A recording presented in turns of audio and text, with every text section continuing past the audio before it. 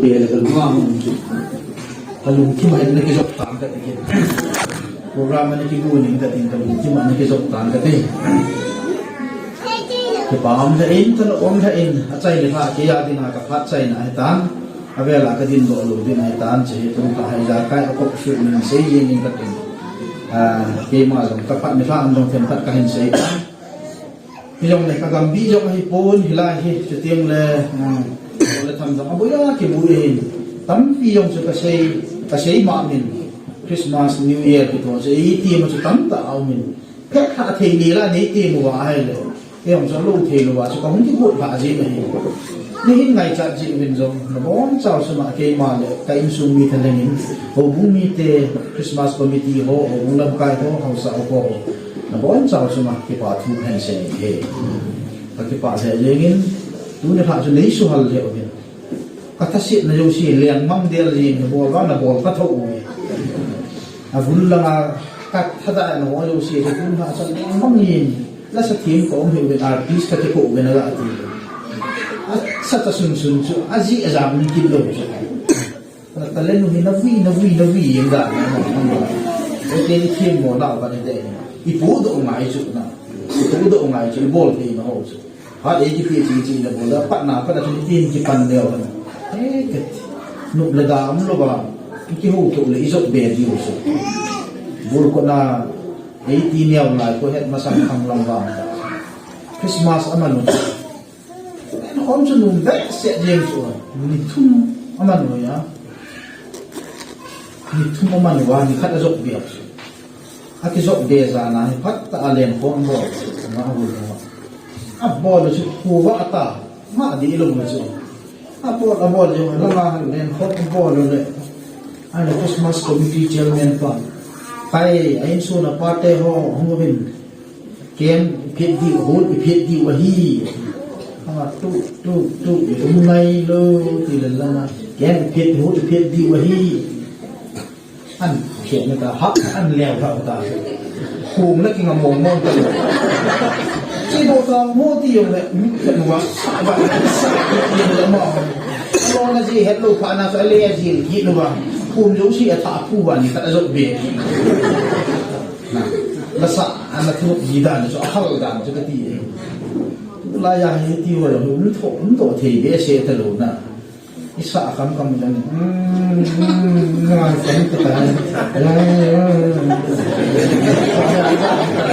cái anh nói là sợ gì mà nào đàn cho cái gì đấy rồi không thật cái chuyện gọi kia bé ta là sợ tôi gạ đầy cái ông nó thổ nó cũng chơi lùn là sợ hầu là cái sợ nó dùng là cái cột là cái thủ chứ cột là cái thủ kết nó lại cho mít xin cúi cúi đã cột về ngà làm mà và thiên hình vợ cho là sợ cái chuyện không ai cái một bé sẽ tận lục yêu cô sẽ lục chứ nè Christian tiền là cái gì này kita bangi umbe se lo nai chat bang le am ta chu ei khu het the ge ya chu len khom la chu khata hum ki sa ai ki bu mai bo chu ala chen ko hin ye la isa do ala chen ko ma pat ta hin ye la chen ko to hin ta tu wa ai la sun ni athagau nu thi man to ha ten le mi ki kuma nin wa so la sa ya de o hin phone to ki sa ta mi ki kuma sa ya ai o hin mobile phone to isa ta su ba kita bangun jomin pilih anu meh tijem gitu akampu he tiji tahu na human being hilo he excuse being jo hita dia maksudnya akampu itu lagi cahaya koi mani oi mo te lo te si khat jam chin info tin tu lai khang chi do la akampu he tai ti le sei de ji ta lo e cha chu ti lap lap diu mai tan tin ti zo he tan pun ha nông tận liền khom bò lụt tin tiếng hoa là vì cái ti tiêu không cho cái xây thay bốn dấu tiếng lên huyện cái khen tiếng cái hoa program tiếng chỉ hết đi khen phun hình xây tan thì phát anh ấy thì là ai là khen vang hình xây đã tăng cái thế mà đi thì muốn bị đam mà xây chung người ta tin thân lúc ông thể liền in nghe rồi chính là cái chính mà dấu xì đã xì chú việc hỏi số hiện việc lõm số hiện ada sabi ma ompoi eho ira samobin ek ti moje movin a participant ding ni ira samobin I punctual moje movin na insun mi hi na ham suma ka se e on te cho avela ka se ki be ti chi wang hi phat te chan an chi pi wa le วันที่จะตายวันที่ดีวันตายini gubin jang atuin na sumla pa yan jang atuin ichi na uhet na bin jang atuin itil bol thai na bin jang atuin pathian phat thei bu na icham bu tasidi do ai hu wa ala cho yo ten zero so de ya silai chi piti ko nan de piti ta ba ma til bol thei na hau na pat na systematic ta til bol thei ba avat ana sam be hila bu yom cha jong ne thei yo ta nin jen chu ma nei pa we yo tin le iman khil kha wa ta tasidi adwa actively hila pathin ho na a hi itasi kha wa ama sa di ki chu lo wa anu nung di ki chu chu wa ale pathin lungan na hung chan ni ting le mi him su mi ga ti ban ko pi lo pi ta lam chu su chim chu la pathin na tin juda leng gam mi sa leng gam jong so lung thai lo ji a leng gam khat ta chu ke mi su a the ka de a su la pala kai tha ma mu chu ka gi na wang sai pui o a tu sim ka ga se bu e ya chu pathin pat thei bu na ho hi ya chan lai tim le ke chila ja he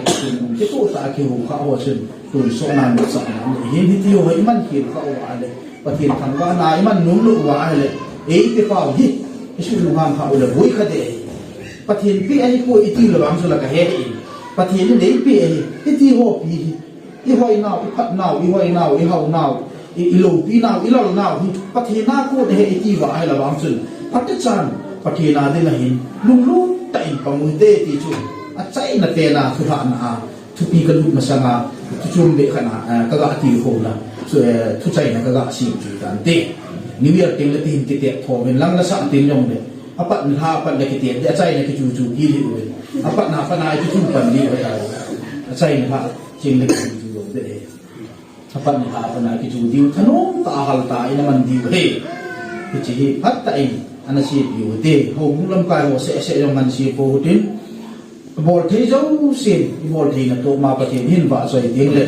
isa asu pathin ti ki pa da do asa thei yin jong wa soi nun di lo asa thei lo yin jong ka sa thei pu ti ki le pathin ti jong na su ti hin bu le chun na lung thai di be no ga ki yan le chun na am da pathin ki hen lang tua e ho ho ho ba ma hin khu le i ga ki ya la le mi ho he ga sa ma yong ki lung thai be se lo di yang tu le thase de dua pat thein bu bai the pathin thase de dua pat thein bu dia bu ba che chu de tua he ban bang ko avana bu tui ba ma ju kha sa lo teng la isu thase de mo le ba khat ba ni ya hum le ka di na ham da chu ka ti ho bu ngin chabel khat jong na so lo lo na pa hum lu the chu ka ti lu ha na ha da ka ti ye ya chu pathin ti chi pat thein bu na pa hi ni man hian lo liu active ta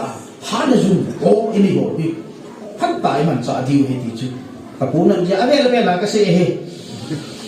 ti chu hin tin tun la hin phat chom cha khat na pathin thu at lu ko mo tin e ho thil bol cha ka ve na ka tha anum bo tan Christmas ta kilom ta chu cha ko ho ai au chi chu ju le ma ko na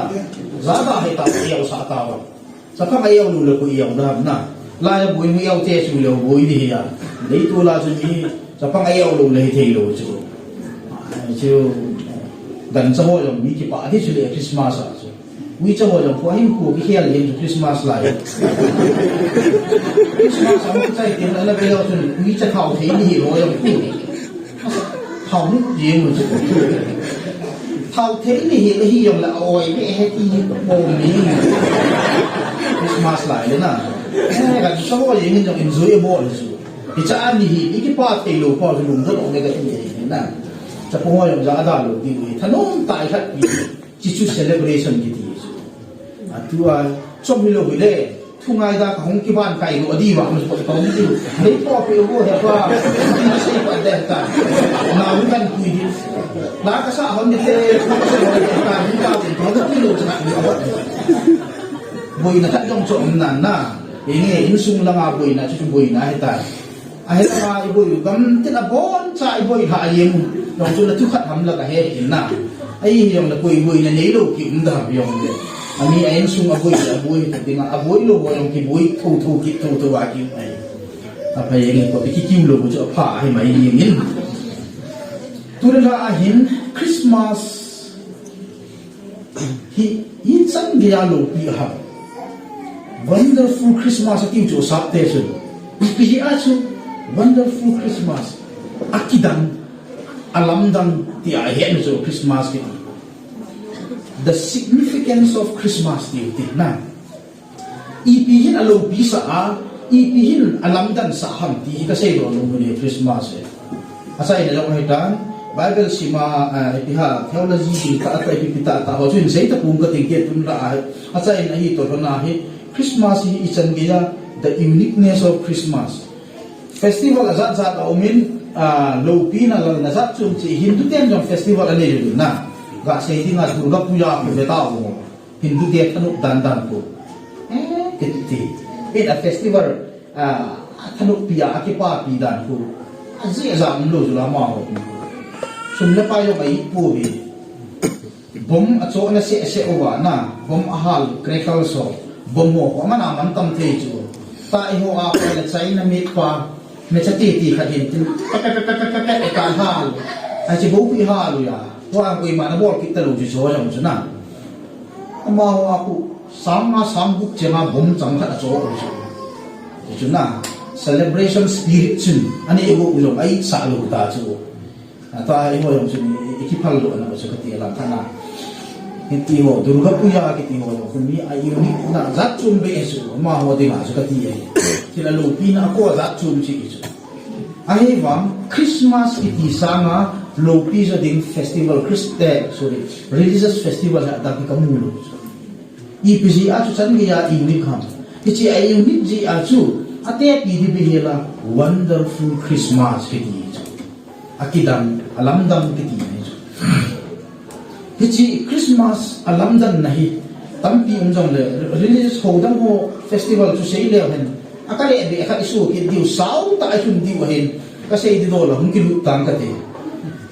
Christmas hi alamdam le akidam ahi nahi I piji hab ti la point tampi o me na la point sagi point hi am kan sei le chom cha sa khat na chu I piji a Christmas hi I chan gi ya kidanga lamdang ham ti le Christmas Ichi Jesu Krista ahun pin pahi koi macam ani kha alo ahet kha alo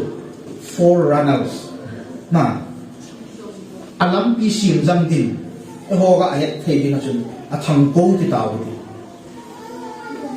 leise chunga million milal leng na lal izat apin wa nga ama hun pin din phot chet na dinga ama athang ko ding mi apin masa om ngai ro pi chu leise chunga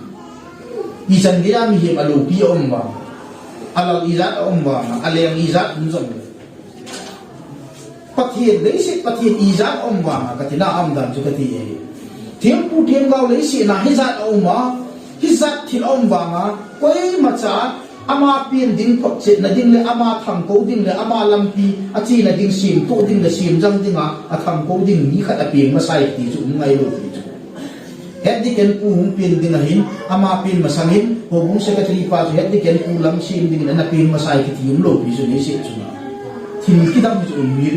miracles ti the yom sui tho na miracles be se chu lo chu bi ha til ti ga se ham ki dam ta kha ti na chu Hindu jan pathin ja ani yu ba 33 million so ni chu Hindu dia pathin 33 million Hindu dia pathin na za ai bang chu khat lo chu na ama akipun na ni chu ta su se yo ba Rama Krishna pi kan tin Lakshman hui lang lang abol wa ta gam tin gam ko wa thing thung song phung ni ta bo bo a thinga su nga ko ho hui a pathin hu ni cha ko ki pu ne ti chu ma ko na ichi ku pen the jin ti chu le ko religious philosophical ta ma chu Abe no microphone hui nan nu dim jong le Hare Krishna a microphone cho ho hui a ichi a hin pelo suma chu pathian ahung lu min pathian ni amang chai ti nei chu a pathian cho ho chi hon su ho ti ti zat pathian nei wa hu ama ho hu koi ma cha hi ta ba a pathian nu alo pi pen ha pen jing jong chu ama pen na ding phot chi ding la foreigners ding a mi ka a pen ma sa ti chu mu alo pi chu oi ma sa am lo ipakai Yesu Krista wa ti chu nei chu alam dan na khan ai oh Christmas Number 2 chu ipia betile prediction of his birth na apin ding ki sei masa apin ding se ki sei masa hai amin ding jong ki sei do ata apin na munding zong kiseta ahi na di zong silang kisei chai sa di ho zong si zo man khat sa ki pe a ton benila dot khat zong subri lo lo ama subri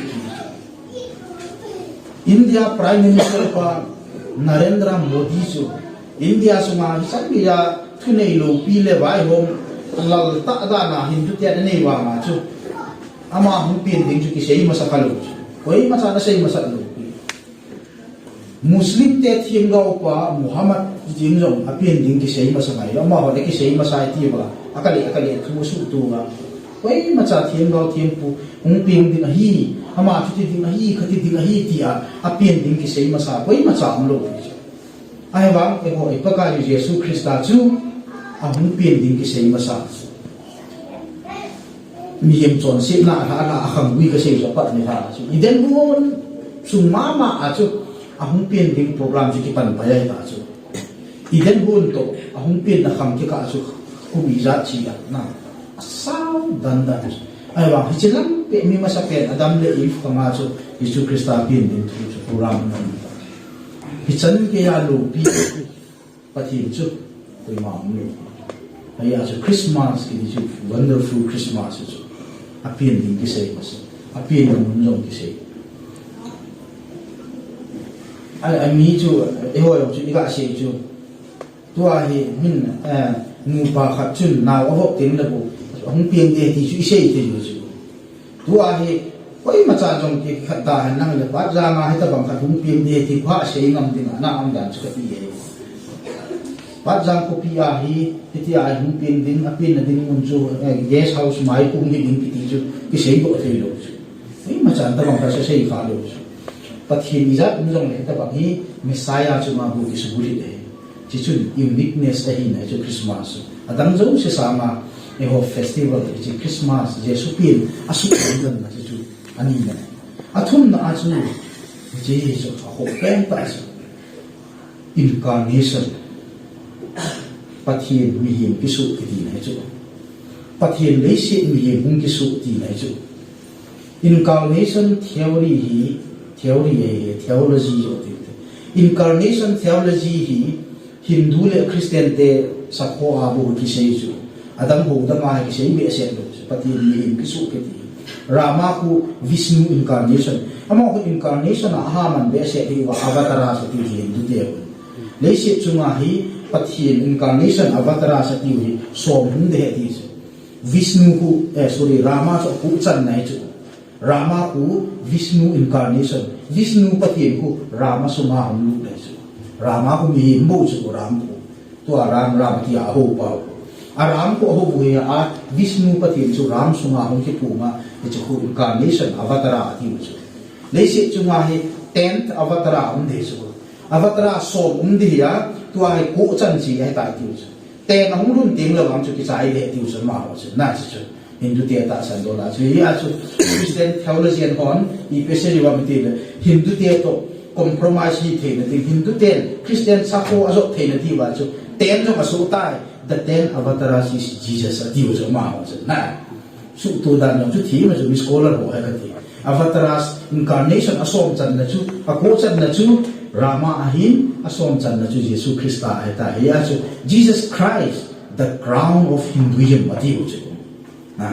hiti a ko khe mo chu Hindu te ko hiti chun ki se na ho ka ki da ka lu su Rama ko ting pung so no ki ti le iki nei to ta di wo na iki a di gam di ta chu ai ji a chu hiti a chu a get mo wa mi kan pi a get no chu sa a ko na chu Christian na ku yu na chu mission strategy ka chu hiti ho ta bang chu interfaith dialogue ati chu ho lam thu do la ji chu ki chi pi to a ko bong chin khat jong he ti a ki riam ka te lo ti chu masa min ol bong chi mo jong Yesu Krista thu do ta lam ta pala nga la se pi yong la ta san the le khasim ji yong halo su ji yong illiterate bong chin khat jong chu hiam jo te ta sun tu a mission na to ha dan da le si na iti ta bang kham chu ta chu ye chu incarnation ki ti ho Christian theology a dinga jo a tu pi pen ta kidam pen ta ama ho awang ka ta san be se he na Vishnu Rama incarnation iti ho chu yong le ho a chu ba agel le pathin mi him lima an ki su ti lý sự chúng ta tìm sự khai rồi à về là sự kịp đi học rồi cái sự khát cái sẽ là sự à đi đàn đàn chút bắt thì khát mi hi không cái số định cái gì chứ ý nghĩa là ai lệ tạ sản cho hồi cái lâu chứ chứ chú Muslim te anh lâu nào bắt thì chú ý tìm mi hi mi thấy là bắt thì chứ là ya hồ Jesus Christ hay a divine a divinity ya san thấy lâu nào chứ chú lệ à mà có thiên ngao mi hi mấy bùi bắt thiên sai có tạ sản lâu chứ mà na à thiên bổn thì là dấu sĩ tạ wa thiên ngao dấu sĩ là chúng nung pen cho Jesus Christ hay tiêu cho mà achi incarnation apom thei lo ji wa eho bang chun central doctrine of Christianity ka incarnation theology chu he achi ve na ha dan chu pathin khat mi hi hung ki su ding ki ti chu a ki su a ki chai di lo me lo lai chu mi him ten ki chi asiem sa mi him ten amai a bi a diu achi a si khum diu achi la phi khum diu avo diu cross a khai diu ki ti chu ima zo si chu amu chai sa ta chu pathin ni hi chang thu di ma và na ala lopi apathin hi na ala lopi va asupha a leise mi ma hung pin ki chu thil samong mong ta chu wi chagal khat men lam ke pa la mai ke gel ram de ke pa ram wi so wa ki tu yen men chang nom ta hi be hen lam e ho khat hi chang na bol din ki chi le hin hin chi le ho ya wi chuan i thu la do i thei lo chu hi chi wi cha ho su tam thei na dinga so e ma lo chu wi cha di ma ke su ngai chu bo be ga ti ngai chu ai la ya chu cham na ke ti le ya het di ho ma on cham o wi cha dim ga ki su ngai chu na wi cha dim ga ki su din wi cha mi him chu i mi him hi na pai ha wi cha dim na ki su di an na nom di ve oi ma cha nom di ve ta hi cha ko ha wi cha di ma ga ki ga chi di ma chu ka ti khát sai lúc đầu điều chứ incarnation hi chỉ có bol đi là chứ ôi mà em luôn im hiểm hi na lâu pi na im hiểm vẫn im hiểm hi na ai lâu pi na đà là quý cho những người cái số mà quý cho mình hi chỉ lúc đó sao mà ý này điều chứ à tôi ai hơn ít lề và na xuống có vài xe và cái thì là cái cọt đi là chứ à chỉ bố nói cái số mà bố là mà cái chuyện na hi này đi thì có hạn đúng thì mà chỉ sang sa mà cho khổ cho nó lại cho phát triển incarnation na ấy à chú ý chỉ thì cái đắng tạ ta chứ thú chữ tạ sa cái ông cái sự tài thì chú cho na chứ na thú chữ tạ sa cái ông cái sự tài thì chú proof of incarnation chứ thú anh ông Jesus Christ chú thú ở tiêu chứ thú ông cái mình là giống khu John này gọi là thú cái gì mà làm cái gì thì chỉ lại cái mà họ mà còn thì đang bảo ra cái lo tiêu chứ tu ai sum hi chu na sum hi chu tu kham ni lang le sum chu pa kai hong ki su ta sum chu ta sa phe hong ki su ta i mai dei chu hi silai ka ha chu mi greek te vai hom na ya mi jong sin a de a greek ten jong pa ka yesu christa chu a divinity chu a het do thein ti wa thu ki ti ya man cha logos ti chu greek pa wa chu logos ki ti thu ki ti hi greek ten ana thu pi sa chu thu ki ti ya thanei pe chu yêu Christian perspective mà ông người ta vào một Bible là chỉ bị sai ha, à trái nhị lệ vạn gầm đi có tiếng lệ, thì mấy chân đinh lệ thì mỗi chân đinh là chỉ thu, thì à cho Bible là cái gì chứ na thu thì na chân đinh na thu mà thì mỗi na chân lệ thì cho Bible là thu cái gì cho loa lô pi chứ, anh ấy nào liền chứ thu ai bơi nào dùng thu gì em dùng chứ, na iki pa nào dùng thu gì em dùng chứ, thu về thì đúng liệu thì ai pi đi thu cái tí ông bị nhẹ rồi ai tí hình thể bị tí ông thấy tí thế giờ chú thu chú ta sẽ thấy ông cái số tí na cái chú incarnation cái tí lấy sự chúng ta thì mà cái đắng bền ta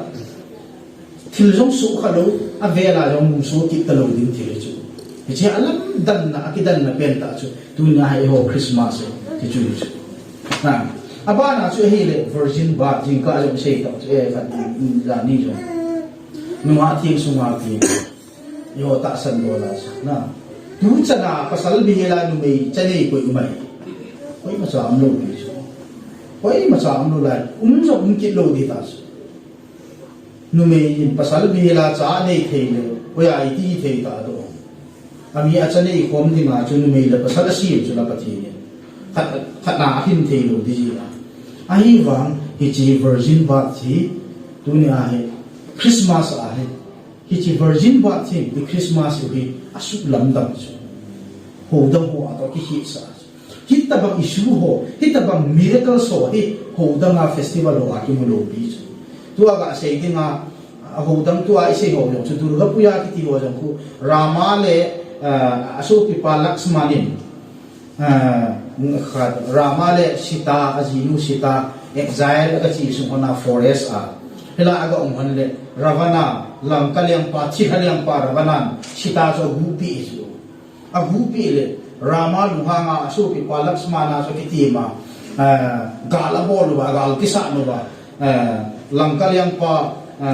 ravana so antha ajinu an kile puya isi exile period an chai phana in hung kile hung chu muthim chu khowa in azo ti ve sana a durga puya hi chi memorial ti ga na hi chi gel to na so bol celebrate bol mai mai hi chu alo pili ama ma chu tu sim khat gel do na dinga celebration mai mai bo chu e ho a chu beta mo chi na ti dang lo mo chi e ho festival chu ni thil khat gel do na mai mai lo chu a thil so chu kidang ai chu gim nei chu na to sia muslim ho de di khun i vet no wa ala namu kha mai the lo ya muslim jong zat zat chu sunni islam ma sunni ho ma sia ho ma chu sia ho kun aman pen ta ko ikhem til muharram festival mang be ta muharram festival lai tem kula ma ho kun i pia bol bam ti le him le thal him thek thek koi te cham cha hei cha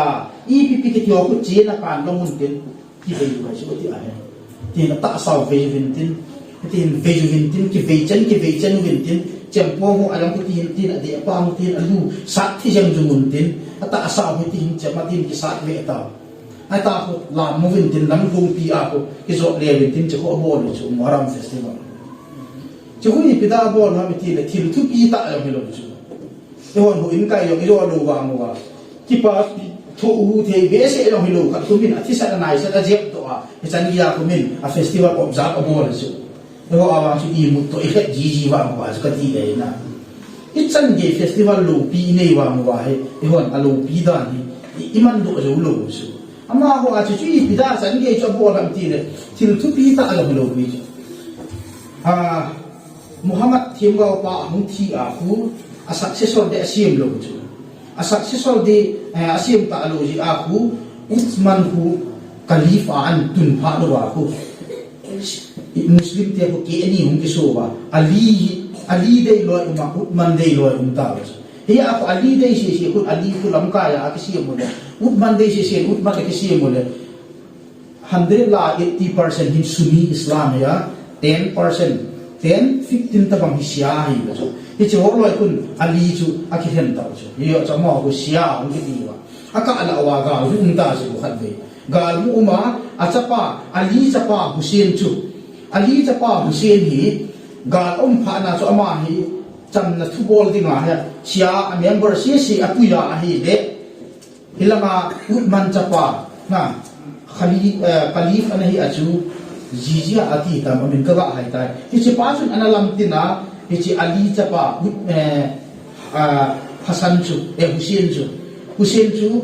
aji acha te kuma lam sia asa bi a anung ji si yo atha cha yi chu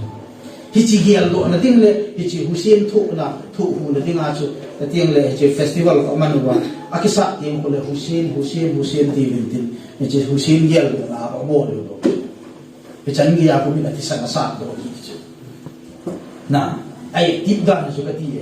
ai ba ai ho ai pan sela ya lamdam Christmas hi ikipa lo hi lungdam tho ai chu ya so amining ti ta ai he no ba ai le ikipa di wam ti gel ko na la chu gam tin kan se he ong che chu khat na virgin batch ka ga se chu hin tin na ba na hin angel of choir thim gao pa thi gi za ta pien ga ma wana wan tin ten ba de la sa pi koi ma sa am lo Jesus Christa hung pe na chu angai to la he juda te apien ti mo hi juda te hung pin masanga ku no te la nu me hon ni so nga ni se dum diu ya se thu ki se le yong band party no mo mai so birthday song sa dinga juda te la a he ya ku cha pa hung pin ding ku la band party o ha ke ko ji wa ko bula ha nga ji chu sem jang ho sai ding le tum ding but sa nga ji chu ahong pen la teng le pasat a hi ale ki pa ata ala sa pi wa ba de la ti a chu alim ji u naw sen pi mo nu me hi ale la mang hi wa ta chu nu me ya ye mo dan dan ju da te na ya chu ka sei ta chu la di khana thum ve ta u lom chu amin pen ta chu nu me la jen tai la pen lu vu pathin thang wa ji u thu bi ta ayam lo ji ni khana thum ve ta na chu to pi ye chu hi chu ai là Jesus Christ ahong pi na lai na om dan dan chu e ho ta bang bang a he alin di ko ma no om ta lo chu na e ho hin lim da ai lim be si elo ri ana ki pa na dem no ka e ti da ha ke do hen lam he le to ga Jesus Christ na phon kham no ya phon ni hen nga ki pun na ki pa na yo pa yang te ka mo na ki pa hi be e ti mai the Jesus Christ ahong pi na chu la sa pi din ni koi ma no talo na mi him judate ben party hol on talo aji chu gan khat iti sei di utai gan ina pi musu na gan cha ina pi musu ko ha gan cha ina ben party hol so ga ma de chu thei lo chu gan ina mi pi hiji asu abad dei la juda pastum judate cultural traditional dumjuya Jesus Christ pin na bat dei la sa pi di om lo pa na chu ahum pen pe na chu van mi za nel kon pi chu kel mui chu mo masama hum ke la na tunin na ho ding da fit ko pi ahum ma ka pin tai chevin puna ki sir ganan ku nga dum na sen chu na ka bu di ba hi ati ta chu ba wa ti ni chi asai chai da chun van mi za nel kon pi chun ba choi la sa bin ite sa wa chung lung pe na pathin lo pi hen lei chunga alung hai na mi hol acham le hen tin ba choi la sa ta ve ti chu Jesus Christ pi hi van pi ten ba de la sa pi ki dang no na ku ha pathin ki ta bang wana van ti din la sa pi ki ti na ya ka wa ngai lo pi chu no lo pi chu heavenly angel van ti hol lo a thi ni ku ge ya jong ni le ha sin lo observable pi ki su a pin ni ko se hello a thi ni ko a ho sa kha ju ba a tan ta na ku i pi tiam ling jo na song pi jo si po ke a go le dai ki thu a ni sa pe na chu bang ni sa chu a pe na khu thi ma mu thim ta chu ni le ha sin lo a thi ho jo observable pi ki ta bang pa thi chu tu na hi ti bi se wa i le mu le lu ai di na ko i sa ni chu na am da chu ka ti e ni da ha sin no min observe of la ali van ti hon no wat de la sa pi tu ni ai hon ti tha se de do a ji su pin su la i ti sa di bo no khana ka ti e chu ki khu lu ha ya he chu ai unit na kha chu Christmas ai unit na ba ma iman do lo wa ala no ten ka sei ba ma chu Christmas ki ti jong hi traditional festival ta bang su din chawang put ta bang khadung su din a theological message jo si ngam din atwa kham kha ho hin jo tin le Christmas ki ti chawang put to ki ko na an gel di ki chi a significance jo si a theological message jo si be chai di ta chu to hai ho ni chi ne chapang ho hi lam tu yu ma hi chi imu chi so ma he abu na chu discernment through the star na apien ding ki ti chu a sin a phot che ki ti hoi ma om lo chu ni sin chu ma mi a hung pien ding ki ti chu mi a hung pien ding ki ti chu an mu o in bu a phot che na ada ka chi um lo bi lo ong an mu gai ham se chu e cha pa nei di ti chu phot che na che bo chu chu ni da ha a sin a pien ding a phot che ki ti um lo bi ama hung pen pe na chu a si khat mu len lo pai yeng chu lam dang ta a si chu e cha a si yo mi ichi a si se thu yo ni khat sei thei chu sar mo na man the chu ichi a si se yo a si ti chu na a si dang to ba alo so ji i pham te la his star ti chu a si ti chu ba so ka hi wa ma he ka hung pe na chu ling ru khat be yo pa tha lo bi chu bi ya chu a si ma la ka ti e na ka wi pi ni no e het pi lo bi chu ka bong pi be no e het pi lo bi chu le i ma cha ni het pi lo ai bang Jesus Christ hung pi di ki dang ta le lam dang ta he mu chunga sim jong phot chin na pi the chu ki ta bang ho so ne cha ba ji gon jong min sai na pi wa a hi the le lam pi chi a ali mu na a bon the na su sa chi chu a lo pi na ki dan na chu e hon ya ya lo ba a thum na a chu e asagi na a chu sai le lam hai tan so lam mi chim hon ahung vil ki ye la he la chu ni pi chi chu he la chu pi ge gu ya na se ham nei ti mai the gu ya ai chi ni pi chu pi ga so lam mi chim hon ahung vil ki hi bat janga chapang khat pi chu Hindu Brahmin ho chu tiang na pandit hon chalam hong pi ta bang chu ki thei ki hel thil bo chu bat janga naw sen ping khat Hindu Brahmin ho alo ala chi dang nam dang ho leng le la ho hunga chi bai ang bu kham ngai lo chu thil hi thei lo thil chu a tradition jong ki bang lo anamu a chiu jong ki bang lo agam jong ki bang nai sai lo so lam gam mi na lai ko hi ka sai ta na jing ka chu so lam mi chi ho chi ta bang mi o ya hong ki pat wa ti ho na ka sai lam ta chu hi a chu ta bang naw sen lam da a hi na chu so lam mi chi ho hi hong phot chi chu a hong naw a ji yong chu sai ta chu na chi dang nam na ho na hong lim naw chu Jesus Christ hi exclusive Christ Halloween inclusive Christ universal Christ a hi na phot chi na ji wa chu chi dang nam na ho lem le la ho na hong vil ki dang hi chu significant na Muhammad thiên vào pa thi à ku eo hau sa pe na ku eo thing lang hau sa ho khat be yong ka chi lo ni chu lang kan na ku e hi yong ge pa lo bi chu ku e hi yong ge ka lo chu eo a pa te ya eo a pa pin wang chi dang ai chu na te ta bang mi chi scientist hon no chi bai ong bu chu a hun chi bai sai ma ya ki sai lo bi chu bi pi ha ti lo chu tu khang hi na hale a million a crore a dollar be ma han khai bi ta bang chu ho sana bego ma chiong chun message khat chi apu ki chu thim gaw le a hi na sa na thil zo si an pu wa an choi wa chi bai ang bu chu na se ki dang hai chu na hi thi ta bang chu si chu ma lo chu pa thi ni ja la pi ma le a pa thien tam jin jong le na ni pau khat mai wa na au me a thi chu la gi sa ta pa ma a pa thien leng ho leng pa kai ho pa kai chi ji a chu king of kings and lord of lords pakai izat umjong le pakai ama bu leng izat umjong le leng di ta sama bu hi se so phot chit na kha e hi chan ge ya min leng le lo ho ko bo ko na phat the bu e sorry ang li chu na ati e ho i lim dan ho chu ga chi chu uniqueness a chai na pe na chu chi wang ni very negative ta ni na very negative ta ni massacre of children ti chu Jesus Christ ang pi na hi the pen de lo pen kita pen ta si phamitin Bethlehem le akim vela naw sen kumni apa anoi lam si rot le pa kha cha hi chu lai na om dan na he a chu agui lun na kha se chu rachanin acha te aka akan na bi jo ta pu ti chu a se gui lun nai chu kumni a ha anoi lam si thi chu e pi yong le chu ai ni ne kha chu na ai uniqueness a significance kha chu negatively a kati ai positively a wa di lo di chu yong le thil da mo sama alu da le alo bi na chu hi chan ge ya dul le lo bi chu tu na ai ma lu Christmas e chu e hon he a chu ina sa mo hen hun ji wa mo na mana iman nga lo wa le a message di ta chi bo do ma ai chu ti lo nga le iman da ha le tu kha hi te